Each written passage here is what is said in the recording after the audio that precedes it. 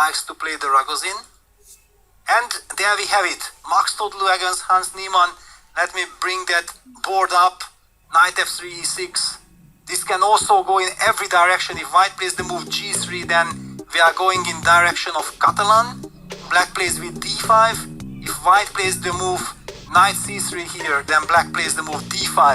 If then white reacts with d4, then we can actually transpose to the position that Magnus Carlsen has right now, or had against Nihal, because there we already know that Nihal opted for bishop b4 going for the Ragozin. A lot of mind games, and Maghsoodloo says, no, I don't want any of it, I'm gonna go b3, I want to play probably the double fianchetto, or is he, because his bishop will be developed to b2, and then the big question if he will set it up with e3 or with g3. Hans reacted with d5. Hans d5, bishop b2. And there is the question, yeah, that there are different setups. Black can play bishop e7 when white can play g3 and we get the double fianchetto, or black can also now play the move c5 and then white has the potential to go for this double fianchetto when black has the option of going d5, d4, leading to completely different structures. Hans said, no, thank you for the invitation, I don't want any of these structures. Let me place my bishop on d6. And I think he went for g3. Yes. Now after bishop d6, clearly white will go g3 and... Okay, white got what he wanted, avoided any kind of theory, gets a classical normal type of position, yeah, with bishop g2, short castles, no weaknesses, and hopes to play a long game. Yeah, we also have Andrejkin choosing like a ready type of setup against Andrew Hong. Okay. Alright, yeah, c3, g6. So Yeah. that's a move, yeah? You don't have to go knight c7. No, not at all. g6 is as main as knight c7, yeah? These two options, and now white has this very modern and aggressive h4 line, which I had quite some experience with black with bishop g7 and then h5, bishop f5.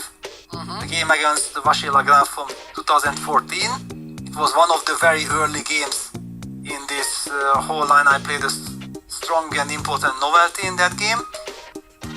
I don't really believe that it's Andrejkin's style, especially in such an important match, to go for a line like this. On the other hand, this g6 line is so solid and so sound that with just natural normal play, and Andrejkin played castle, you cannot really hope for an opening advantage.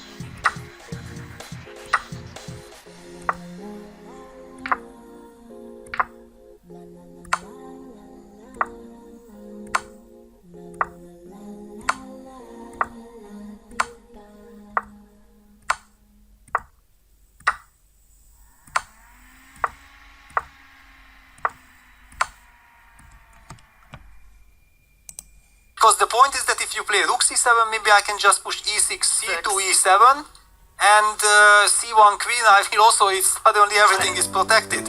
It's a crazy position. Okay. But Hans goes for something. He needs to. Okay, there's a trade. Okay, wait, how is he? Okay, it's a queen endgame. No, he's winning. No, e7. d1 queen, e1, e8 queen. And it's... But now they're in a queen endgame. It will be draw. Wow. Oh man, if he manages to draw this, Alain is gonna have a clear path to first place in this tournament. Yes. Maghsoodloo, was supposed to be winning his board. Instead, he wound up trying to not lose his board. Absolutely insane. But not. There is also no more intrigue. He's out of danger because he can always. And look at this. Hans also gets up. He looks around and he knows that. No, yeah, the results of the other games. And if he will see the position of Brandon, then he will go crazy. Yeah, Hans looks a little disappointed. Very disappointed. He had such a bad position and he was still able to turn it around. Yeah, but he's playing for his team, yeah? And, okay, basically even if he would have won and they lose, he would not be happy. Yeah, and Draken and Artemyev, they have really been rocks for Team Alain. Yes. And I do feel like that game that Draken had some trouble with in the rounds before was kind of a wake-up call, because this game he played much more convincingly against a stronger player. Yes, okay, that went out of control very quickly. And yeah, Hans is trying, but he can only pick up the a3 pawn, and I guess he is checking it. That will probably Yes. lead to some sort of... But then Perpetual is coming. Well, from which squares? From queen f6, yeah? So queen takes a3, yeah, it's played, queen f7 check, then... Yes. And king h6, queen f6.